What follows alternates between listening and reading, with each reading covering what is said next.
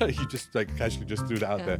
Michael Jackson. Yeah, I used to work for the richest man in the world. Yeah, I mean, we're not going to work with that, Yeah, but I you can't got say to work that with is. Michael Jackson and Whitney Houston. Yeah. Legends. Yeah. What do you mean over the Berlin Wall? You were escaping Yeah. from east to west? How Yeah. did it? And I went from the west to the east. Really? You said you DJ'd, you worked for the richest man in the world. Yeah, I can't say who that is. Okay. But I did for a year.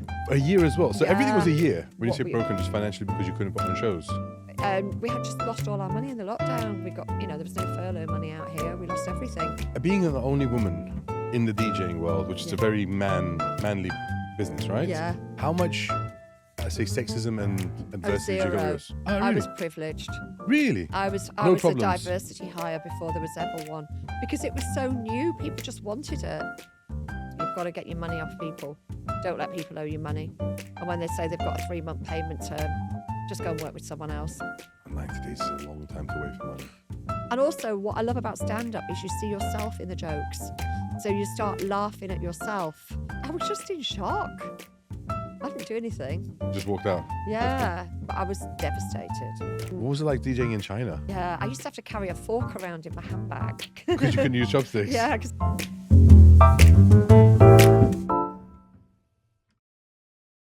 Gail, thank you for joining me on the Rice Pudding Project. So I've known you now for a few years because of the comedy circuit. yes. But I know that your background is not actually comedy. It's musical. Yeah, well, I wanted to be a musician and I was not good enough, so I became a DJ.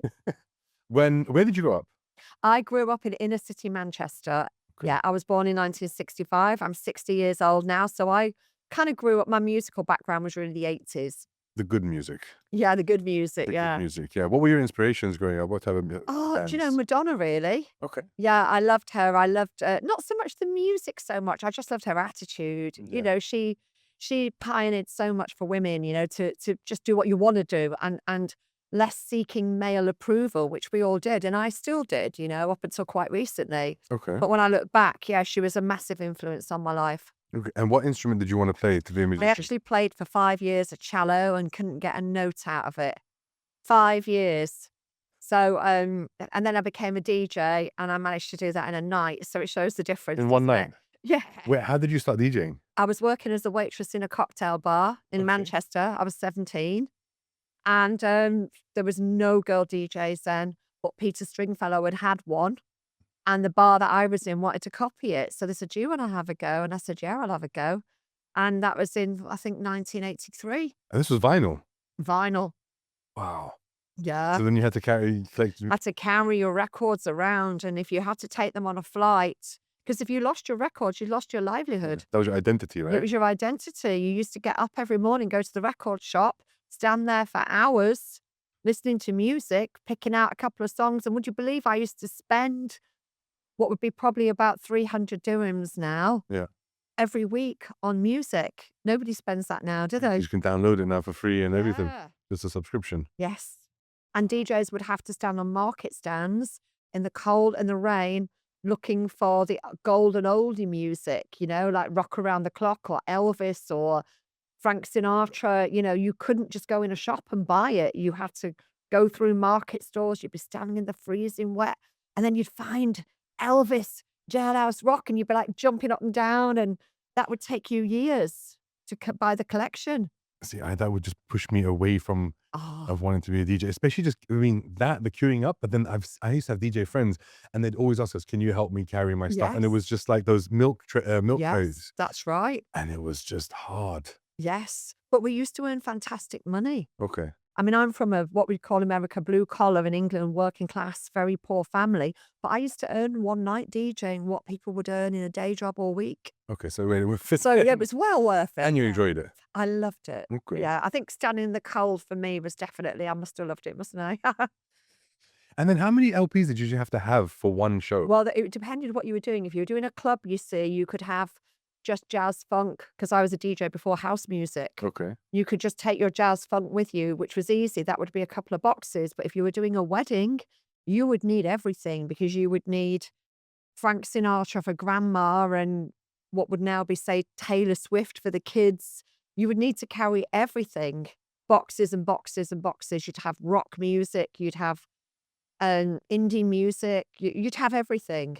And is it, but I mean, do you have to like all that music to be able to play it? It's really interesting. It's you kind of get excited about watching the crowd. Yeah. It's like you kind of pull the right tool out the box for the job. Yeah. And even though it might not be your music, when you see everybody dancing, it's just the best feeling. Even now, I love it. I love that feeling. For me, it's so nerve-wracking because if you make any mistake on the dance floor, because I've been in clubs where you just say like a scratch and everything goes silent and everyone turns to the DJ and we're like, what Yeah. happened? And you just that tension, that stress. If someone bumps the table, it would always leave me Oh, too nervous. that used to be the big thing with Yeah. vinyl. Drunk people bumping the table used to Exactly. be the first thing that you learned as a They DJ. blame you. Yeah, that you keep the drunk, and the other one is them tipping their drink On accidentally over your stuff because that would put you out of business and ruin the gig as well. Yeah. See, that's First thing that we used to learn, how to manage drunk people. And now I'm back doing that again. now you said there was only one female DJ when you were growing up. When I grew up, there was none. I mean, I was so lucky.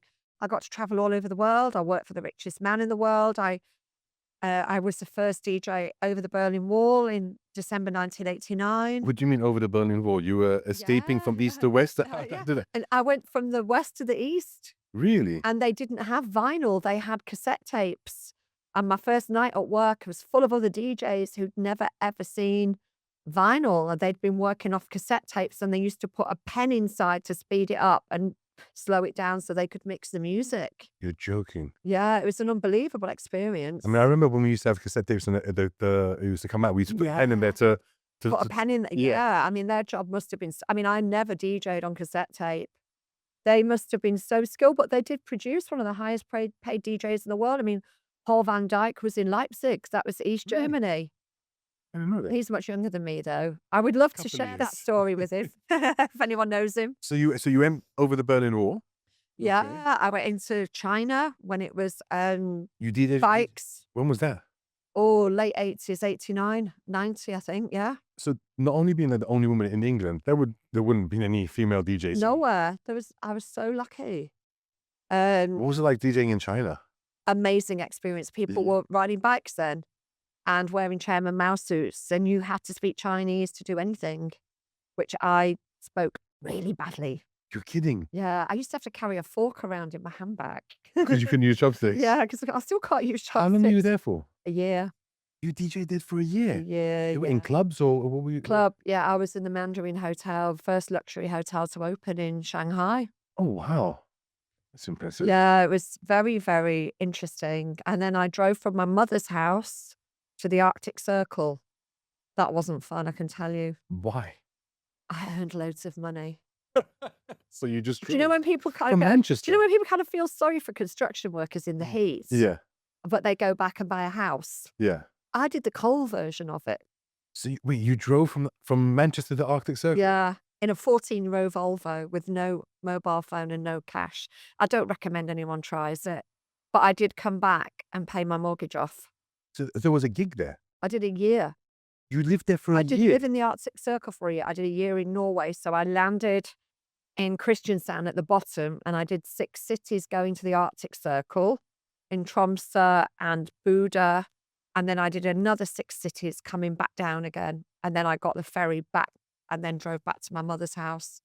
Wow. But it was not outdoors. It wasn't like a crazy outdoor event. It was indoors. It was all indoor. Oh, yeah, you'd be dead. Just with your fingers. I used to have knee antifreeze and chains wrapped around my wheels. What was it, minus 20, 30? God knows what it was. I must have been insane. Do you know something, though? It's weird. I felt the cold more in Manchester because it's damp. You know the way in Dubai you I can feel the heat understand that. more when it's humid? Yeah. I can understand because in London, you feel the wind. Yeah. You feel the wind and it just gets In into your August, bones. when you feel the temperature's pretty much the same as July, but Yeah. when it's humid, you feel it so much more. And it was kind of a bit like that with the cold. I went back to Manchester and I thought, this is worse because it gets into everything. In the Arctic Circle, you kind of wrap up and you keep it out. Wow. And you said you DJ'd, you worked for the richest man in the world. Yeah, I can't say who that is, Okay. but I did for a year. A year as well. So everything was a year. Arctic Everything, yeah. Circle- I used to get these contracts off agencies. Okay. So I did Jakarta in Indonesia For a year. a year, Oh, yeah. wow. So you traveled the world to do I this. really did, yeah, yeah. I was so lucky. There was, like I say, that I did 7 years. Egypt, Cairo, that was loads of fun. Really? In the 80s Yeah. or 90s? I came if that was the year before I moved to Dubai, that was 92. Okay. Cairo was on fire then, it was so much fun. Yeah. Parties on boats, it was On the loads Nile. of fun, yeah, yeah. Okay. And then I came to Dubai, and Dubai was very boring when I came here. And you And ramped it's it up sped up. Yeah, yeah, it's sped up. quickly. It sped up quickly, and now I love it here. What was, I mean, being the only woman in the DJing world, which is Yeah. a very manly business, right? Yeah. How much, I say, sexism and adversity did you zero. face? Oh, I really? was privileged. Really? I was No a problems? diversity hire before there was ever one, because it was so new, people just wanted it. Oh, wow. Okay, that's good to hear. Yeah, it was the Okay. opposite. I had a really easy, charmed life. Okay, fantastic. Like, Yeah, glad to which hear has it got then. harder recently. And then you came to Dubai, and of course you were DJing as well. I came here as a DJ. Yeah. They still dig me out and dust me off when they can't Yeah, I've find seen you anyone still else. DJing. Yeah, yeah. Yeah. You have your weekly shows every now and Yeah, again. I'll play every now and again. I play Motown, funk and soul now. But not LPs anymore. Now you're on. Exactly. Now I'm digital now. Yeah. Okay, change with the times. Yeah. I couldn't be dragging boxes of records around. Did you do CDs as well at any I time? did. I did years of CDs. Okay. That was a good transition because it kept the competition out, because the CDs were still expensive. Yeah, yeah. But once it became free, that was when And everyone came into it. you start downloading on Napster and everything. Yeah, which is good because it opened it up to people, Yeah. but also it just meant that people didn't want to pay for a DJ anymore. They'd just rather have an amateur do it. And it's like decorating your own flat. Yeah. If you do it yourself, it's okay. But if you get professional, then it's different. They see differently. They know. It's different, yeah. Yeah, Because yeah. you've got all those years of experience. Like you were saying, it's about holding the dance floor. Yeah. That's the hard part. We all have music we like. We can listen to in the car. Yeah. But then when you try and hold a dance floor full of people for 4 hours, it's a different thing. I can understand that. I can't even imagine trying to DJ. It's way too hard to me. I know a lot of DJs, and I think it's underrated because people think it's just you just put a playlist on and go. Exactly. No. You've got to hold the floor. And the weird thing is that it was always male dominated, which is ridiculous because the men in those days used to stand at the bar and the women used to dance. So we have more idea what holds the floor. Exactly. It was just a real natural progression for me. Okay. And which did you prefer, the LP, CD, or digital? Definitely the CD because it was easier to carry. Okay. Yeah. Can you still Easy to mix with the carry. CD, like do the scratching with the Yeah, CD you as could- well? I mean, I was never the biggest mixer. I can still beat mix. Yeah. But I was old school. I mean, like in my day, it was before house music. All right. So, you were playing, I might be playing Robbie Williams at a gig. And then I'll play Kylie Minogue, or then I'll play, Motown, or, my set lists are very varied. Okay. So it's not like a club where people are just playing house music or two-step garage and they're just beat mixing everything all night. When you're doing a wedding or a gig in a bar, it's different. Okay. And then, so then you moved to Dubai, and how many years were you in Dubai before you changed careers? A couple. I was earning so much money as a DJ Yeah. and I was so bored. There was nothing to do. The nightlife consisted of people sporting mullet haircuts from Canada, murdering Hotel California and Black Velvet. And it was the same in every single bar and pub. And that was the nightlife. So myself and Duncan Jones, Yeah. my business partner in the Laughter Factory, we still work together. Yeah. We started the Laughter Factory. What? Because you didn't have a comedy background. Not Right. at all. Okay. Did Duncan? No. I just knew a guy who had a comedy club in Manchester. That's it. That was the only connection. And then you just thought, let's do comedy. Let's do comedy. Uh, We didn't have a clue. Yeah. So then, Not a clue. because it would be more understanding for you to open up your own club and have your own nights because you know music so well. Yeah. Because Duncan has a music background as well. I know. Yeah. I know. I'm so glad we chose comedy because it now it has consumed both of us. The club's 30 years old this year, Wow. and it has consumed both of us for 28 of those 30 years. First couple of years, we didn't really know what we were doing. We knew nothing about. You couldn't do that now. You couldn't open a club in a sophisticated market like Dubai without an in-depth knowledge of an industry. You wouldn't last a But few it was a frontier town then. Yeah. We didn't have a clue. We made lots of mistakes that we would never get away with now. Booked lots of the wrong people. Okay. There was no internet. There was no YouTube. You couldn't look at anything. So what was one of the biggest obstacles you faced when you opened? Um, Getting people to buy a ticket for a show that wasn't a big name, because Okay. we were bringing acts that were flown in, a bit like what we're doing now, that have a bit of television, but aren't huge arena acts or huge theatre acts that aren't, they'd be on there was no Live at the Apollo then, but on, say, maybe the equivalent of that, Yeah. some television, getting people to buy a ticket for a show when they don't know who the artist is. And that's still our biggest obstacle, Okay. but we love it. We don't want to change it. But do you think social media helps you with that now? Because Yeah, because we can put video clips up. okay. All right. And then because you've had some huge acts over the last 30 years. Yeah, we've booked well over the years. Yeah. Yeah. So how did you manage to get the likes of like Russell Peters and Michael McIntyre to come? Because they wanted international experience. Okay. They weren't famous then. They were bubbling under. The same, we gave Kevin Bridges his first international gig, Yeah. Jack Whitehall his first international gig. They were Rod Gilbert. So we were, Via Das. Yeah. That's as well was on there. Yeah. So, Okay. they wanted stage time out of their own city, country to become a better stand-up. The one thing that's the common thread about the people that make it big is their love of the craft. Mm. They all have coaches now. They go and watch as much comedy, even if it's an open mic spot. They love the craft and they work on their craft Okay. all of the time. I suppose it's a bit like a marathon runner Yeah. that does 2 hours, whatever, and they want to get that extra second. Yeah. That's how the big players are. They want to get that extra bit better. And I suppose that's what keeps them top of their game. I mean, for them to come abroad as well, as you're just starting out, did you find it difficult for them to trust you to come here Well, as well? we didn't know they were going to be huge names. They were just Okay. other, and we've had, to be honest with you, we've had much better comics than all of them. We had a guy last week who's the best actor we've ever worked with. And I mean, not unknown, but relatively unknown compared to Yeah. them. Yeah. Okay. But I think some of it is luck, isn't it? Yeah. And like I say, they work on their craft. They're disciplined. They do their social media. They don't have a drink and a drug habit. They don't. They have. There is a certain trend to it. They're ambitious, Yeah. Okay. but they're not always the best comics. A lot of the best comics are lying in the gutter at the end of the night. Just drink. They're in lock stock after the gig. They'd be in lock stock maybe before the gig. Yeah. I've seen that as well. Yeah. I've seen that as well. That is very impressive because you said like 7 or 8 gigs a month with international We've had, comics.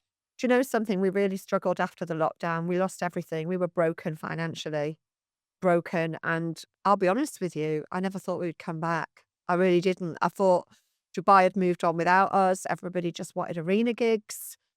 And, that was why I was on DJing again, to try and top up. When you What say we, broken, just financially because you couldn't put on shows. we had just lost all our money in the lockdown. We got, there was no furlough money out here. We lost everything. Okay. And I was trying to fight Live Nation with no money, no marketing budget, And which Live isn't Nation has a huge, exactly. And all the new restaurants and bars and clubs, yeah. everything that was opening here. And I just thought this was the end. But we kept going because we love our club, we love our customers, we love our comics. Yeah. Not all of them all of the time, but most of them, most of the time. And we kept going. And we got this gig at Aura Sky Pool. Oh, it's a great location. And yes, and it kind of made us a bit sexy again. Yeah. And we got Very sexy, not a little bit, very sexy. And But the best view in town. exactly. And we're lucky we got all these influencers up there. And, Yeah. and all of a sudden, this was about 7 months ago. No, actually, it was a year ago now. And all of a sudden, we started selling out again. And I'm like, oh, this is great. And then instead of just like spending the money on lipstick and lager, I invested it back in advertising and the club. And we got so much support from the community. I think when people Your see we're fans, I guess. trying, Yeah. and the media as well, I think when people see that you're trying, they help you. Yeah. Of course, I used to moan. Everybody moans, but I wasn't just moaning. I was trying to do something, and so many people helped us. if people like yourself, I mean, Mm. like, I really mean, supported the club, and we've come back like a lion now. I'm so proud of the team that we've been able to achieve that. It's like honestly the proudest thing I've ever done in my life.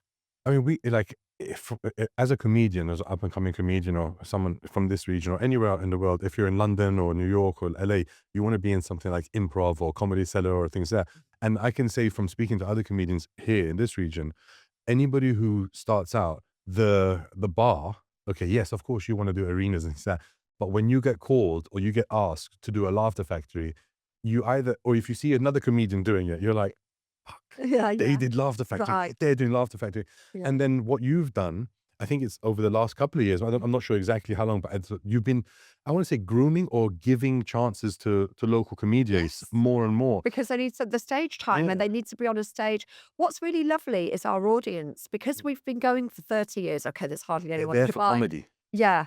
Yeah. Yeah. There's hardly anyone in Dubai who's been here 30 years, but that we do have 80% regulars. So they're a great audience. They know their comedy. They laugh at clever stuff. Yeah, yeah. And that's the thing, is that they are lovers of comedy.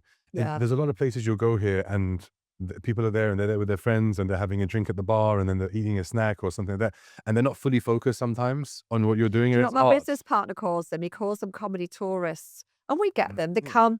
They come one night and they don't come back. It's not their thing because it's not an Instagrammable. We have a strict mobile phone. Yeah. I mean, to be honest, I would be a millionaire if I could allow people on their phones in my club, Because they're but listening, yeah. but I can't. It would just destroy the experience, for the comic and for everybody else. So people can't show off at a comedy club. You have to just be what's the word? Fall in line, appreciate the moment. Yeah. But what's beautiful as well, we always have an after party.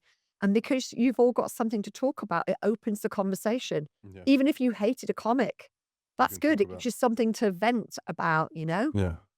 But I think it's really nice that you've cultivated the local talents, because there's a few of them who are going on, like we've spoken about before, who are going on to bigger and better things. And it's been, I think, a lot partly because of your platform. And then It's a stepping stone for them into the Yeah. real world, isn't it? because we get to perform with other comedians who are from abroad, and then that comedian will be like, or for example, let's say like a Darius or Emmanuel, and they'll be like, oh, you were good, you're really good, you should try this out. I'm going to be in Edinburgh Yeah. this summer, why don't you come along? And then it builds a relationship. And then also you've had people coming from who own comedy clubs in the UK, Yeah. and they're like, I like this person, let's have this person on, and it helps people network, and it's a very giving type of culture, It rather is. than saying, no, I don't want anyone to come in and block people. So a lot of people, like Sanya, for example, she's doing a tour in UK, Yeah. and it's because of because she's very talented, for sure. But I know that she's been on your show a lot, your tour. Yeah, no, I introduced her to the Comedy Store. and Exactly. that was the stepping stone. And again, she's got a very good manager as well in America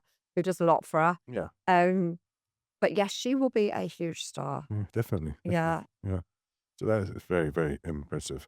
Now, going back to what you were saying on those times, like when you're saying during COVID and in the beginning, I'm curious because it's not a forgiving business as well. A lot of people have opinions. People come like, oh, I didn't like it. This was terrible. They won't come back again. And it's very easy just to give up and pack it in and continue DJing and things like that. Yeah. What got you to keep on pushing through and not give up? Because I 30 think the years is a length long of, I time. think the length of the club, the lifespan, Yeah. when you've invested, well, it was 25 years then Yeah. of your life doing something. Yeah. And also, Duncan and I love it. And the older we get, the more we love it. I love the club more now than I've ever loved it. I think it's because, as well, it used to all come so easily. Mm. There was no entertainment here in the 90s. We used to have comics in the 90s that were nowhere near as good as the people we have now. And we'd have 400 people a night through the doors. I used to drive a brand new Jaguar and have 4 luxury holidays a year. Very nice. Very nice. And that went on for 20 years. And then obviously the market changed, and people had brunches and beach clubs and fantastic restaurants and, so many and things big you can do. shows, not just comedy shows, big concerts. So people went from really not having very much to do to being overwhelmed with choice. So we've had to kind of navigate that. And I'm so glad that comedy has come out on top because there's so many people. What I love now more and more is the after parties, because there are so many people that have lost their job, that are divorced, anything. They're not feeling great. They don't go out as much as they used to because it's so expensive. And I get rid of all the chairs and we all stand up like the 90s, and talk to each other. And it's important that people don't just talk to the comics, that they speak to other people at the event so that they make friends. And then some people come on their own and they go, oh, well, I've met somebody else I can come back with next month.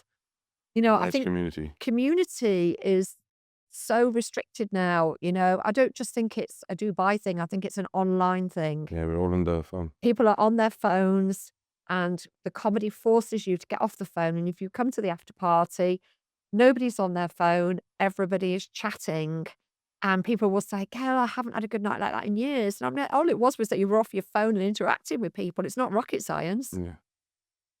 And do you get up on stage as well? You do I sometimes. do. I Yeah. do. I'm nowhere near as good as the people I book, but I like to host the show because then people can come and talk to me and tell me what they think. I'm the connection between them and the comics. So people can have a chat at the end of the night. And I love that because, like I say, I think it's important people start speaking to each other a lot more. Okay. Do you prefer DJing more or doing comedy? Comedy 1,000 times. Really? 1,000 times, yeah. Why is that? Um, Because music is your passion when you're growing up. yeah. You know what it is with the comedy? I love watching the standard of the comics. I like being in a club where you've got 3, 4 acts that are all completely different styles. Mhm. And also when you go and watch a famous act, if you like Peter Kay, you probably don't like Jimmy Carr. If you like Jimmy Carr, you probably don't like Peter Kay. Whereas we'll have a similar Jimmy Carr and a similar Peter Kay on the bill. And I like the fact it opens people's minds. They're forced to watch something they might not have bought a ticket for. Yeah, because you have a different selection all the time. You'll have, it won't be just be all men. It'll be mixed like a man. Yeah, woman, we always it'll be- make sure yeah. we've got women on the bill as well. We've got some excellent females as How well. do you choose your acts? Recommendation. Okay. Yeah, recommendation, mainly from other comics. Sometimes the Comedy Store helped me out in London. Okay. You still have good connections with them. And Still have great. Donnie is 94. He's my mentor. 94. He'll be out in a couple of weeks. Okay. Wow. Yeah, he's my mentor. I've learned everything from him. I'd love to speak to Mentor him. for 20 odd years. Yeah, I'm hoping he's over before the tour finishes. And yeah, I think you'd find him very interesting. You get him on Definitely. the podcast. I'd love to, yeah. Yeah. I mean, the Comedy Store he's famous. Okay. Wow. 94. I know. It's impressive. But the thing is, he's got a purpose in life. And they say, people come up with all these fandangle reasons why you live long. Yeah. And exercise, diet, healthcare. But actually, they say it's when you've got a purpose, and he has a purpose, purpose. Okay. I admire your drive. I really do, because it's not easy to do that. And not easy to do anything for 30 years and to keep on going through the highs and lows. And COVID was brutal for a lot of people, but having a business must have been very, very hard. I'm curious, your motivation and your inspiration, is it from someone from your childhood that you looked Yeah, I up to? grew up poor. And my mum was a cleaner, and my dad worked on the buses. So Okay. they had terrible jobs. Okay. And I just always thought, I just don't ever want to do a job like that, Fair enough. So it's fear. Fear is your motivation. Yeah, probably, yeah. Okay. Did you have anyone to look up to any siblings or anything when you were growing up? And my brother's younger than me. He's a Yeah. great guy. He's the opposite. He's got a steady day job, Okay. married to the same person he met from school and lived in the same house. We both grew up under the same education system, same parents, same friends, and came out completely different. It's interesting. I mean, have you got kids? I mean, Yeah, 1 6-year-old. one, right. So I Yes. was going to say, it must be interesting if you have two a similar age watching how different, me and my brother are chalk and Chalk and cheese. cheese. I'd say the biggest person I've definitely looked up to is Don Ward. Definitely, the 94-year-old guy Yeah. running the Comedy Store. I just think And how'd you meet him? that when we started with the comedy, one of the comics very kindly introduced me to him. And 30 years he's been, roughly 30 years. Most of it, I'd say 28 of the 30 years, yeah. And what's probably the best advice that he or someone else gave you? How to set up the room. Okay. Yeah, because the room setups are fantastic. It's just Everybody's always everything is packed in. focused. Yeah. Everyone is packed in, it's purely about comedy. It's not about food, and drinks and serving 3-course dinners like some of the clubs do in America. We're not about that. Yeah. It's a comedy purist club. It's for comedy fans. Definitely. Okay. And what advice would you give to comedians trying to start out? go on as many classes and courses. We've started an academy, Yeah. and what I've noticed is a bit like a lot of the singers, all the big singers now, like even like Mariah Carey, people like that, they all have a voice coach, and all the top comics have a coach. How would that work, having a voice coach or having a comedy coach? They just go through your set Okay. with you, and you strip down everything. I suppose you would video it them if they're not there. Okay. Video. I mean, if you're a huge name, they would travel with you, like Paul Tompkinson did with Michael McIntyre. And at the end of the night, instead of going to the pub, they would sit Break in it a down. restaurant in the Four Seasons somewhere and just break down every single joke and go through everything. I'm embarrassed to say I didn't know who Michael McIntyre was until I saw that he'd been on Laughter Factory, Yeah. and then he came out and I saw him, and I just He's the biggest name in Britain at the moment, I think. And Jason Manford is nipping at his ankles. He's on just did the Royal Variety Show, and he's on primetime telly every week now. it was He's nipping at his ankles. his physical comedy was wonderful, and he's clean as well. He's very clean. Just even if he talks about anything a little bit risky, there's Yeah. no swear words. He's The wonderful same for the with family. Paul. We've got Paul here, arrives on Friday, and he is clean, very physical. Is he doing the whole tour? He's doing the whole, he's our headline act. He's Good for him. incredible. Okay, I'm definitely gonna He come and see really him. is incredible comic. And, we've started the academy, Yeah. which I'm really proud of. The thing is with the classes, you're not going to come off it less funny. Or with any class, really, even if it's not ours, any of the other ones that are in the city. I think just do what you can, because you can be out. Everybody says stage time, stage time, stage time, which I 100% agree with. But I've seen comics making the same mistake for 20 years. Yeah, because if you're doing the same thing incorrectly, you're not going to Exactly. improve. And you don't always see it. Yeah. Yeah. Okay. Fair enough. And then you're doing it. You do an academy class every. Yeah, we're Every trying to tour. segue it now to the public, because we think when I was working at COP28, I was surprised at how boring most of the speakers were. And I just thought, this is billions of dollars wasted. These politicians need to up their game. They need a comedy class. I mean, you look at who's successful in politics. Not that I'm fans of theirs, but Donald Trump and Boris Johnson, because they're funny. The way they talk. Yeah. It might not be your kind of humor, and I think more politicians need to be, more off the cuff, a little bit funnier. In Yeah. fact, Obama was funny as well. I mean, we saw that anyway from John Major, who was a bit, Yeah. quiet, and then you had Tony Blair, who was more charismatic and Yeah. things and grabbed If people's you were attention. boring like John Major now, you wouldn't even become an MP. Yeah. You don't need to have something. So, we're trying to really get it out into the big wide world. And especially for myself, I've never wanted to be a stand-up, but I found learning stand-up so empowering. And every time I watch one of the academies or take part in it, there's always something I learn. There's never an academy class that I do where I come off more ignorant than I started. Fair enough. Okay, makes sense. Besides comedy and DJing, what do you currently love and enjoy about your life that you do what do you do as a hobby? Well, comedy and music are probably my life. I like food, actually. Okay. I'm a little bit of a foodie. I love a business lunch. I love going to a restaurant that I can't afford Again, and having lunch for like 120 dirhams somewhere posh in DIFC. I do like food. what type of food do you go to? Actually, I like going to my friend's Thai restaurant, Cafe Asan. I love going there. It's authentic Thai food. Cafe So I do like a bit of food. I like to go lock stock, watch a bit of live music. I like watching a band that's not in an arena. Okay.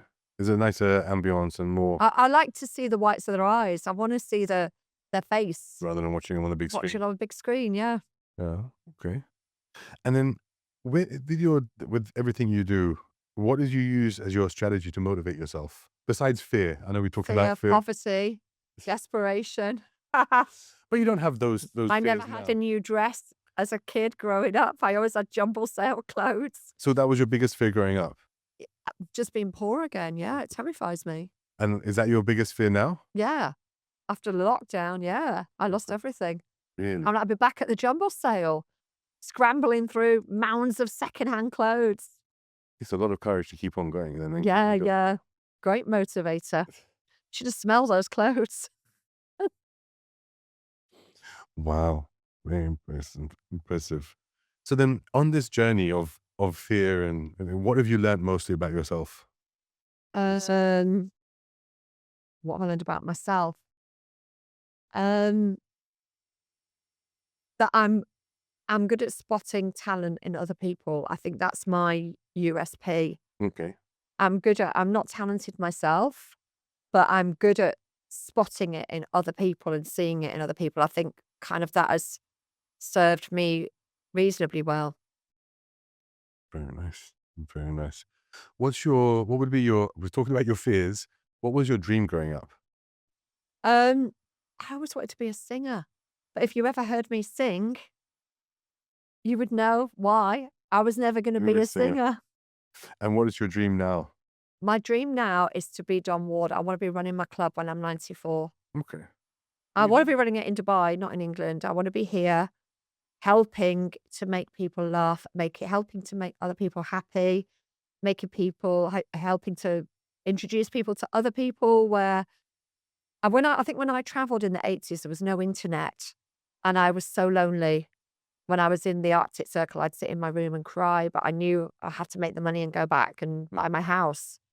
And I'd be on my own, reading books. I'd have a mound of books. I read so many books. So I can remember I was lonely when no one else was lonely. No one was lonely in the 80s. Everyone sat around the telly with their families every night. So I can remember being lonely. I've never been lonely in Dubai. Would you believe that? Never. I It's can an believe emotion that. I've never felt here. It's But a wonderful. lot of that is down to my job. Yeah. Meeting people all the time. Yeah, down to the work that I do. So I feel a strong obligation to try and save as many lonely people as I can. Very nice. I think you're definitely doing what Don is doing. You are making people laugh, and what you've created is something different Yeah, and also unique. if you're depressed, I remember as well, actually, I've never felt lonely here, but obviously I felt sad. Yeah. I remember finding the love of my life in bed with another woman. And I remember it was, I was so in love with him. I was broken. And I remember having to go to work that night. And I remember laughing, and this little bulb went in my head where it didn't cure it, but it was like a light at the end of the tunnel because I learned you can't laugh and be sad at the same time. It doesn't cure it, but it was You a laughed light about it? I was able to laugh at the show. You can't not laugh at comedy. True.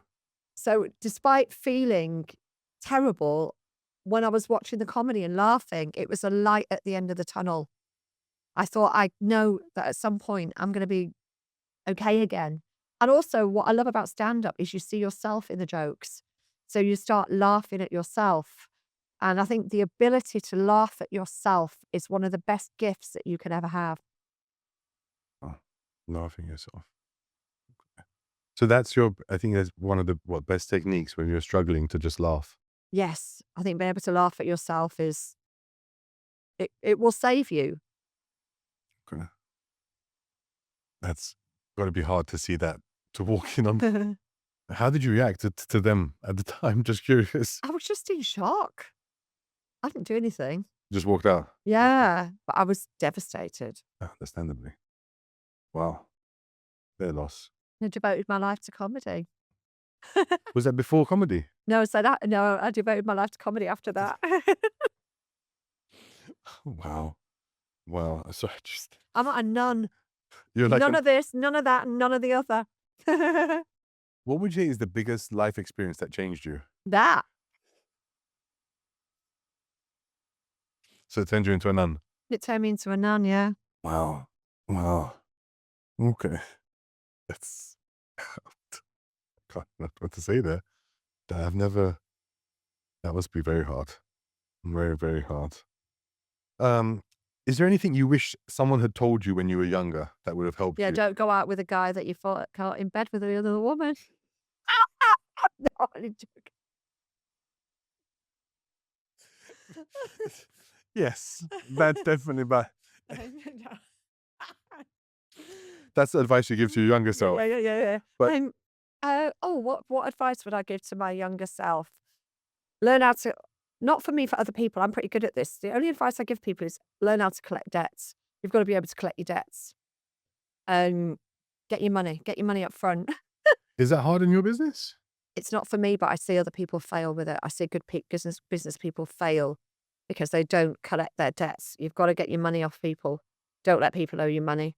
And when they say they've got a 3-month payment term, just go and work with someone else. And 90 days is a long time to wait for money. Because no one waits for that. Electricity, Exactly. water, they don't, you know. People need to say no. Just say no. Are you good at I saying think no? pay me. I don't ever let anyone owe me money. Because Yeah, if somebody owed me money, I would go around to their house and cook them something and make them eat it. I've heard and I've read about people that being successful, they learn to say no. And a lot of people can't say no to Yeah, things. that's a good point. Yeah. And that, are you able to say no? Oh, yeah. No, I never double doubt. If I think somebody's not going to pay me, I don't think, oh, I would say, I would actually, I was wondering, thinking that maybe that might be hard for you to say no because you're such a kind person and helpful. When someone comes and asks you for help and things that you'd I spend a lot will, of time. I will give people money and never Shakespeare, never a lender or borrower be. Okay, very nice. And also, if I think it's a client that I'm not going to get paid, I don't just take it and see what happens. Fair enough. I see. Very good. Is there anything you'd like the audience to know about you that we haven't touched on so far? Anything that I would like them to know. I'm a terrible cook. I'm a terrible singer. Um, Perhaps I'm terrible in bed. That's why the guy went off. You'd like to keep that on your podcast. Okay, but let's talk about the great things about you. You're a great producer. You have one of the most Yeah. successful shows over the last 3 decades. Yeah, I will try and help people if I Yes. can. Yes. I will try and help people. And if people are genuinely talented and not lazy, then I will do everything to help them. I want to reiterate that part about the helping people because I think you underplay it and you're not giving yourself and Duncan as well enough credit because, like I said, when you are starting off as a comedian, everybody here wants to be on the Laughter Factory. I mean, not to disrespect any other show because there's a lot of great shows here, but everybody wants to be on the Laughter I Factory. suppose it's sharing a stage with top pros is what it is, isn't it? Yeah, and it's not only that, is that when we come there, Yeah. it's a very friendly, welcoming atmosphere. And the comedians that you bring on as well also are friendly and accommodating and they give advice. And they'll say, hey, my mind's gone blank now. I can't remember. She was from the Canadian, very funny. Was it Kate Barron? Yes. And she's from, She and was she one lives of the in Manchester, funniest right? comics, And yeah. she's, and just meeting her and doing a couple of shows with her, she met my wife and then she saw me. She said, you're great. Anytime you're in Manchester, let me know. I'll get you on spot. Yeah. And that, even if it doesn't happen, even if I don't go to Manchester, for someone to say that and to be helpful Yes. and give advice, It is a lovely industry. And what I not love about- always, but I'm saying what you've created is, because it can be Right. cutthroat other places. That's what I'm trying to say. Like, Right. not everyone is as friendly and as helpful as It you. doesn't run on any paperwork, and I like that. It's all. I'm not going to be sexist and say a gentleman's agreement, but that's what it is. It's a person. What's the equivalent now? A Person's people's agreement, agreement. yeah. Person's agreement. Yeah. We don't contract our comics. Everything is built on trust. Even like the big names that come, everything it's all runs on a verbal agreement. Which is beautiful. I mean, what other industry could run like that? Very true. Very true. Now, I normally ask a question about dinner and having guests there, but you say you're not a good chef, you're not a good cook. But if you could have, let's say you could set up any 3 comedians, past or present, and have a show, who would you like to have? Jason Manford always pleases the crowd. I love Doug Stanhope, Okay. and I like Jim Jeffries. I like very dark comics that I can't book. I saw it. He is very touching, Jeffries. We actually had him on the Laughter Factory, and I had to move him off because people too- complained before he even got here. Really? Yeah, I mean, I've and it was haven't the been- venue that was complaining, not the customers. Otherwise, I wouldn't have paid any attention if it was the customers. It was one of the venues. And do you have that with other comics as well? Has that been a problem? No, only ever Jim Jeffries, but He pushes it out. he pushes it out. But he's Yeah. the first person I buy a ticket to Yeah. when I'm in Edinburgh.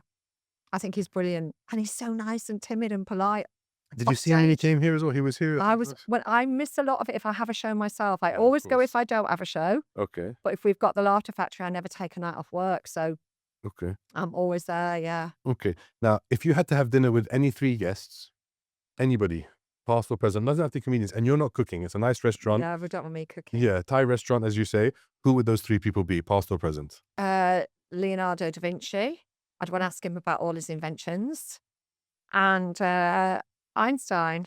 Einstein. Okay. Yeah, I like Aristotle. Wow, Yeah. okay. Fantastic. All right. And who's the most famous person you've DJ'd for or with? Um, um, with would be Michael Jackson and Whitney Houston. Sorry, you just like casually just threw that out Yeah. there. Michael Jackson. Yeah, I used to work for the richest man in the world. Like, yeah, I mean, we're not going to talk about who that is, Yeah, but I you've got got to some work with that is. Michael Jackson and Whitney Houston. Yeah, Legends. yeah. I Absolutely. just Like, I got DJ'd the goosebumps after thinking about party, that. yeah. Just the after party. Yeah. Just the after party. That's amazing. You get to meet him, Not really, no. but you Yeah, like he was. yeah, yeah. And Whitney Houston. Yes, I did actually speak briefly to her. Yeah, she brought some music over for me to play. Joking. Yeah. That's ready to play. It was The Sounds of Blackness by the band was called The Sound of Blackness, and the track was Optimistic. Oh, good. And she didn't collect it at the end of the night, So you've got. and I was so happy. We have a tradition on the show. There are hidden questions in these tins. I'd like you to choose one, and I will read out the question for you. Okay, that one over there, yeah. This one here. Yeah. Okay. Yeah. It's a closing tradition we have. Let's see. Okay. If you didn't have to make money doing what you love, what would you do? What would I do? I'd do the same thing. Yeah, Yeah, I'd do this free. I believe that. Yeah, I'd definitely do it. We've done it for many years for free. Well, I have done it many years for free. Yeah, you're right. Amazing. Yeah. Amazing. I'd probably spend more time coaching the local acts, actually.